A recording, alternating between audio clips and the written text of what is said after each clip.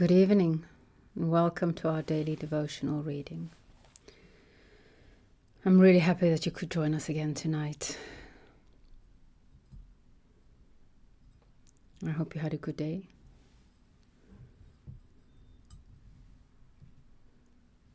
I had a change in hormones, so I went from two. But that happens. We women really deserve medals for showing up all the time.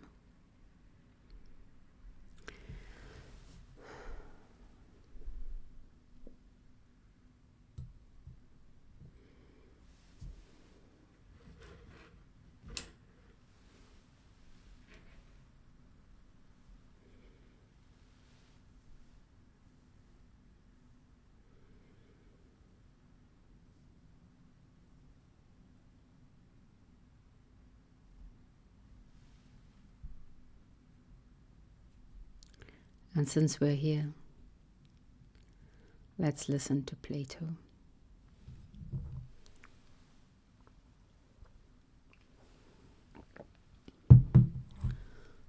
Socrates, once more we shall have to begin and ask, what is knowledge?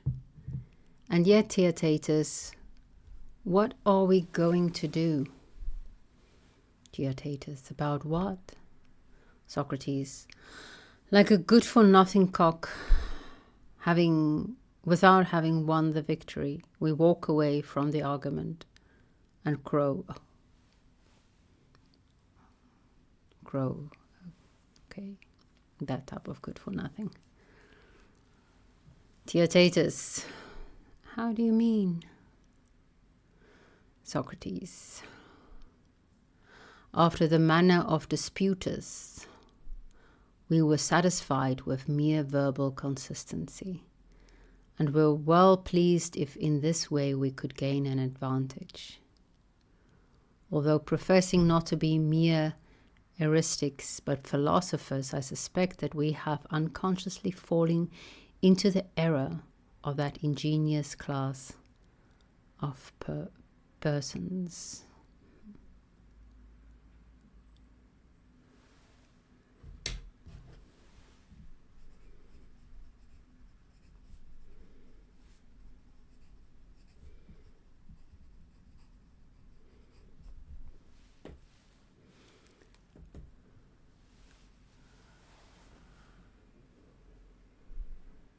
Theaetetus, I do not understand you yet. Socrates, then I will try to explain myself. Just now we asked the question whether a man who has learned and remembered, could fail to know, and we showed that a person who had been seen might remember when he had his eyes shut and could not see, and then he would at the same time remember and not know. But this was an impossibility. And so the Protagorean fable came to naught. And yours also, who maintained that knowledge is the same as perception. Theaetetus, true.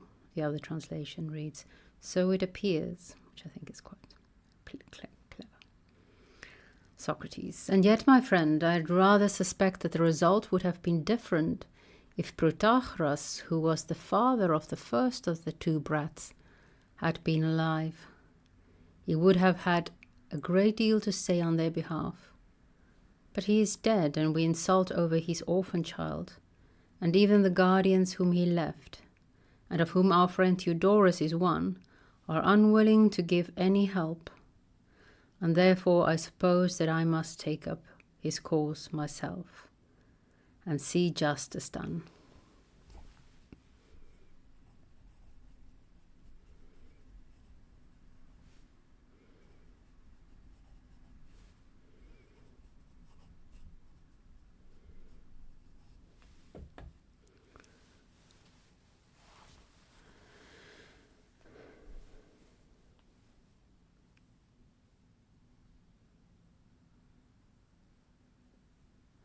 Theodorus. Not I, Socrates, but rather Callias, the son of Hipponicus, is guardian of his orphans.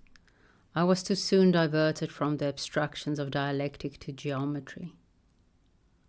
Nevertheless, I shall be grateful to you if you assist him. Socrates. Very good, Theodorus. You shall see how I will come to the rescue. If a person does not attend to the meaning of terms as they are commonly used in argument, he may be involved even in greater paradoxes than these. Shall I explain this matter to you or to Theaetetus? Theodorus. To both of us. And let the younger answer. He will incur less disgrace if he is discomfited. Tripped up, the other translation said. I knew I was going to be discomfited over that word.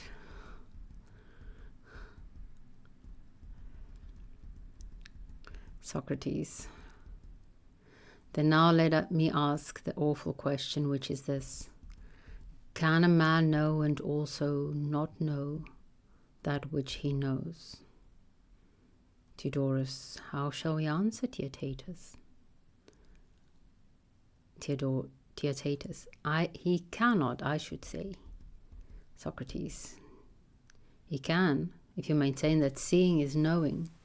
Then you are imprisoned in a well, as the saying is, and the self-assured adversary closes one of your eyes with his hand.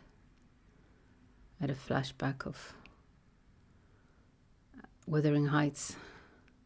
And ask whether you can see his cloak with the eye which he has closed. How will you answer the inevitable man? Theaetetus. I should answer, not with that eye, but with the other. Socrates. Then you see and do not see the same thing at the same time. Theaetetus. Yes, in a certain sense. Socrates. None of that, he will reply. I do not ask or bid you answer in what sense you know, but only whether you know that which you do not know. You have been proved to see that which you do not see, and you have already admitted that seeing is knowing and that not seeing is not knowing. I leave you to draw the inference.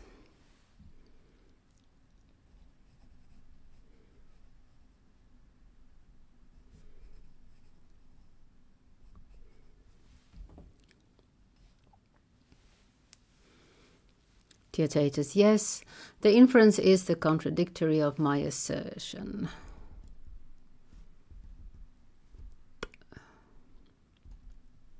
Socrates. Yes, my marvel. And there might have been yet worse things in store for you, if an opponent had gone on to ask whether you can have a sharp and also a dull knowledge, and whether you can know near but not at a distance, or know the same thing with more or less intensity, and so on without end. Such questions might have been put to you by a light-armed mercenary who argued for pay. He would have lain in wait for you, and when you took up the position that sense is knowledge, he would have made an assault upon hearing, smelling, and the other senses. He would have shown you no mercy. And while you were lost in envy and admiration of his wisdom, he would have got you into his net, out of which you would not have escaped until you had come to an understanding about the sum to be paid for your release. Well, you ask, and how will Protagoras reinforce his position? Shall I answer for him?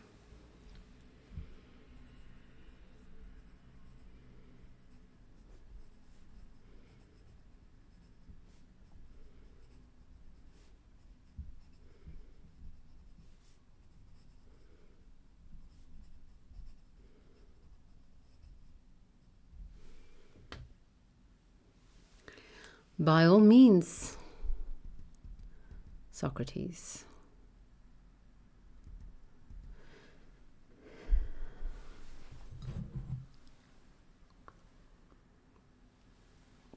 He will repeat all those things which we have been urging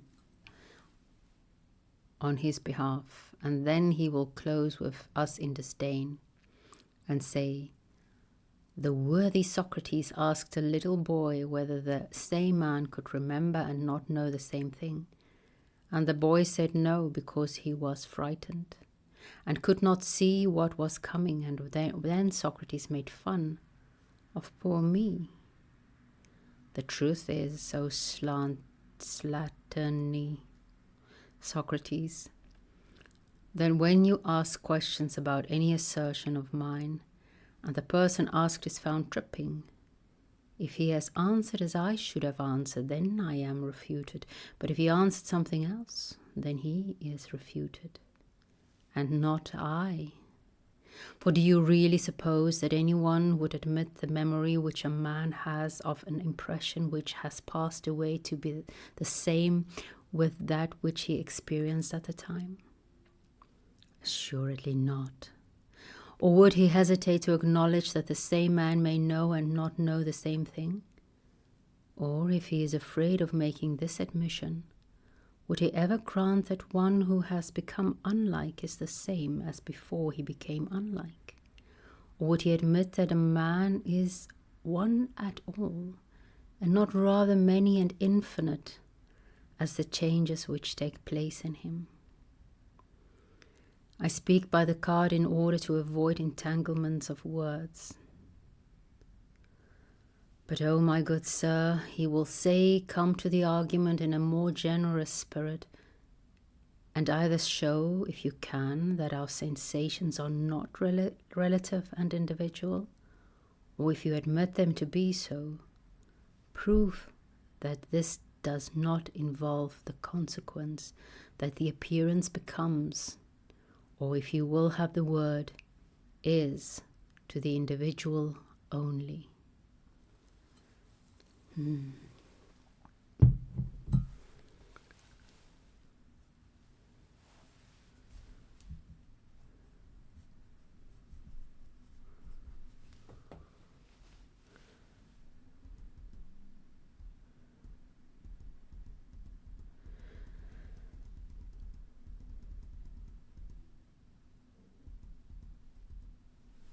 As to your talk about pigs and baboons, you are yourself behaving like a pig, and you teach your hearers to make sport of my writings in the same ignorant manner. But this is not to your credit, for I declare that the truth is as I have written, and that each of us,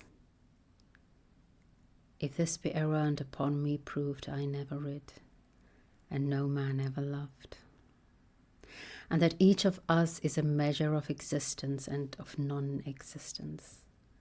Yet one man may be 1,000 times better than another in proportion as different things are and appear to him. And I am far from saying that wisdom and the wise man have no existence. But I say that the wise man is he who makes the evils which appear and are to a man into goods which are and appear to him. And I would beg you not to press my words in the letter, but to take the meaning of them as I will explain them. Remember what has been already said, that to the sick man his food appears to be and is bitter, and to the man in health the opposite of bitter. Now I cannot conceive that one of these men can be or ought to be made wiser than the other. Nor can you assert that the sick man, because he has one impression, is foolish, and the healthy man, because he has another, is wise. But the one state requires to be changed into the other, the worse into the better.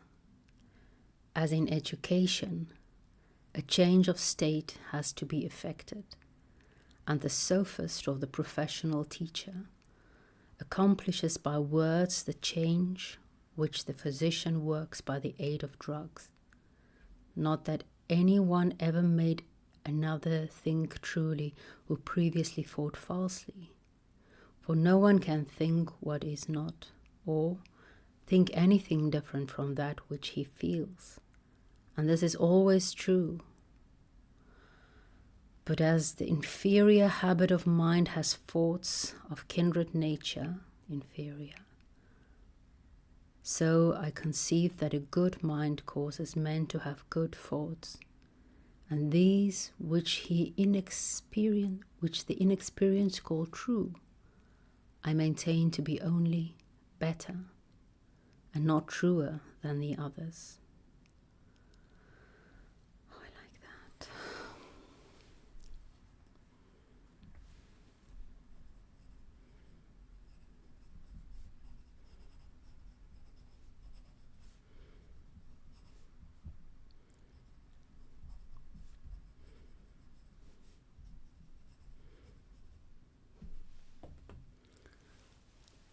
And, O my dear Socrates, I do not call wise men tadpoles, far from it.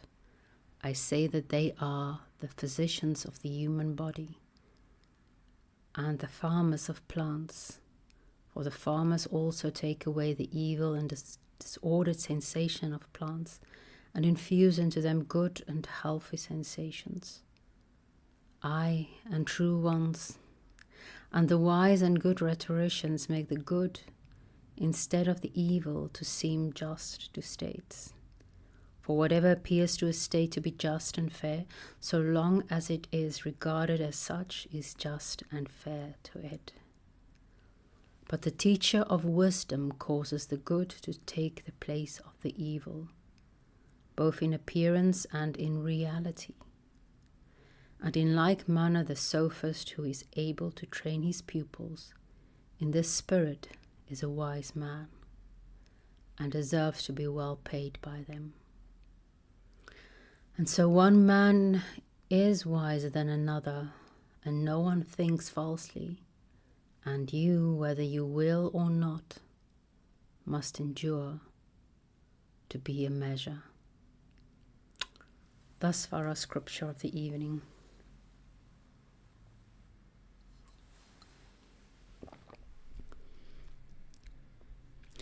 Yay, Socrates, he did the folly thing.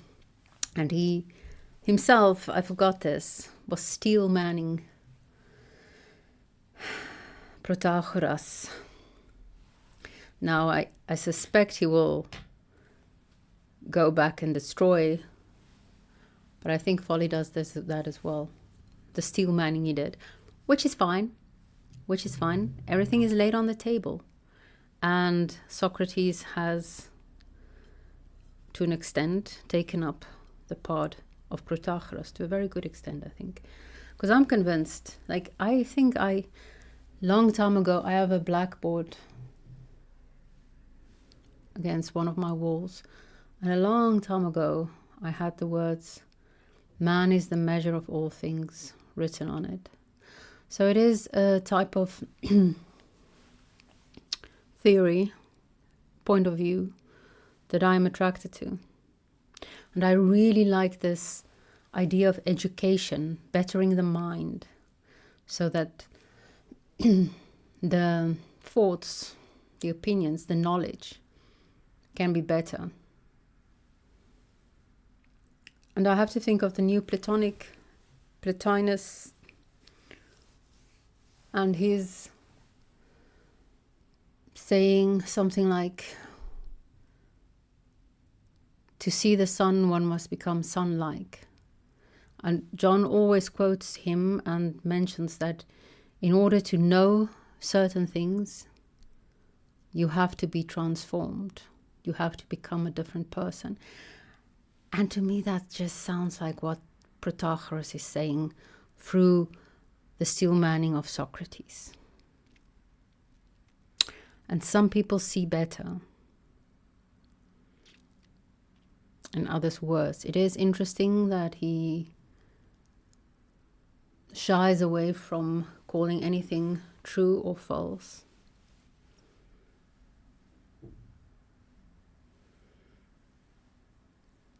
But we're human, right? How much can we really know?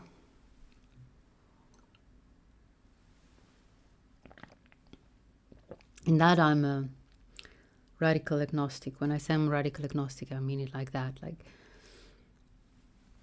most of the time, although sometimes I fall into faith, most of the time I don't think we can really know. We've made great progress, but there's a lot that we're just humans. But yeah. Then better and worse is the best that we can aim at, right? I like the fact that Protagoras, according to Socrates, I think, would have said that it's not just about verbal consistency. That's no way to fight an argument. Just because things make, oh man. Foley and O'Connor had a video on logic, and there's one thing that even though it's verbally consistent, it's false. I can't remember it's there. I know this, and yet I do not know this.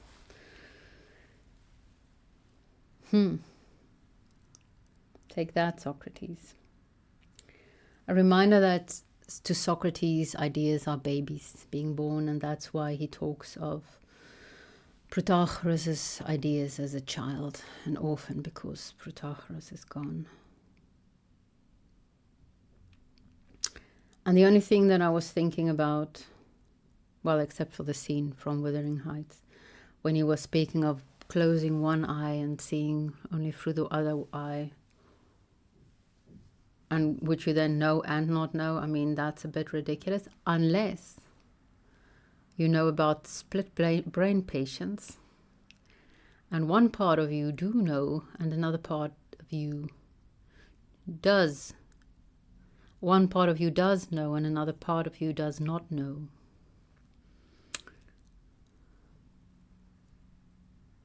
Sometimes, some things. Or maybe they know, they just can't express it. No, they don't even know, I think. They don't even know.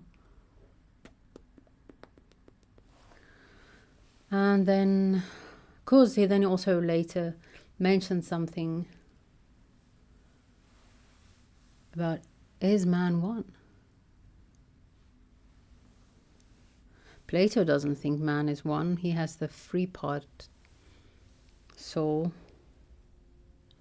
Maybe Protagoras knew even more. Maybe they knew already about the different parts, the different hemispheres, if you will. I doubt it. I don't think so, but I can see it back here. I think it's a coincidence, and I'm projecting completely.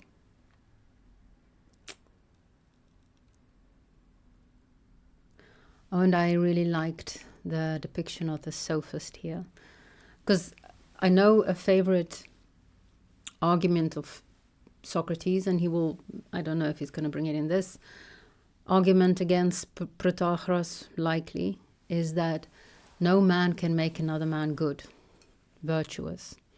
You can't really teach people to be better. And hence this idea of educating the mind so that the mind can think better, because you make it a better person, falls by the wayside a bit. If you see the whole idea of a mind that thinks better is also more virtuous, which is kind of Platonic, I think, then that gets a blow. But maybe we can teach each other to be better. Just because it doesn't happen a lot doesn't mean it's not possible.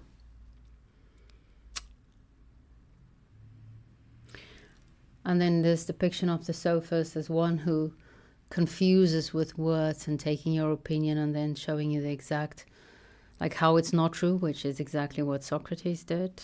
But then the sophist would say, well, I will release you from your confusion and teach you for a price. And Socrates never did that. That's the only exception.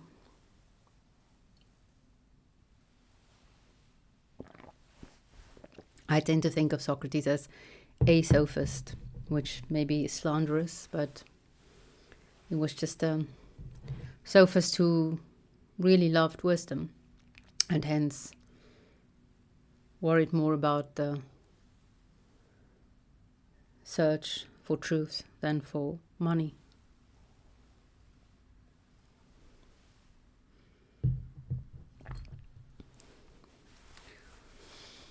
That is all I have to say. I hope you're preparing for the return of the light. Spring equinox. I know, even though I do rituals to call back the light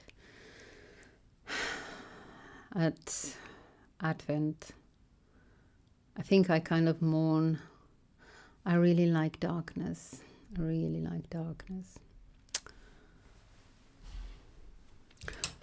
My group of friends at the university, there was one girl in our group who had exactly the same name and surname as me. And so one of the friends decided to call me Layla, because that means the dark one.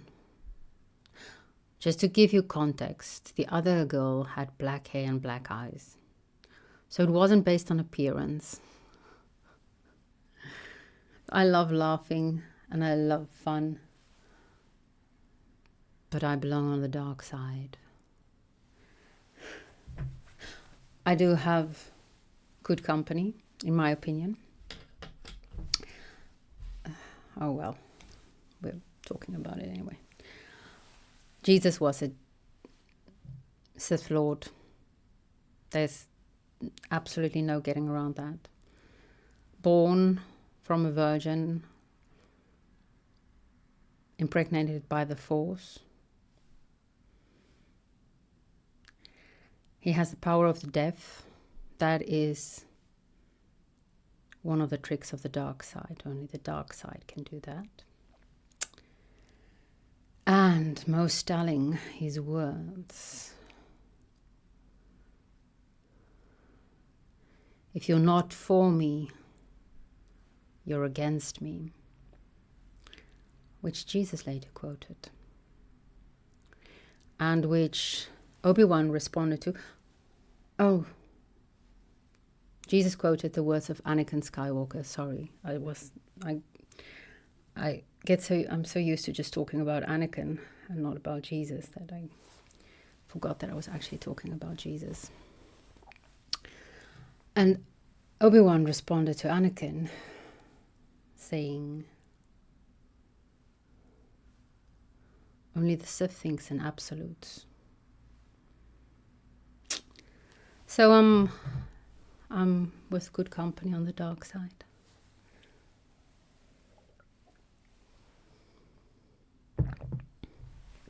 I'm on the dark side of my personal moon as well. So, oh, and it's new moon tomorrow. Huh.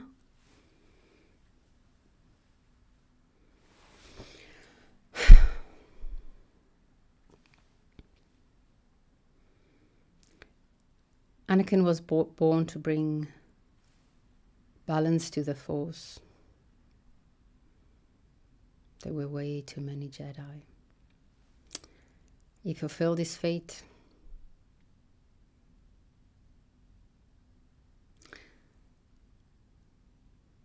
I do prefer to think of myself as a grey.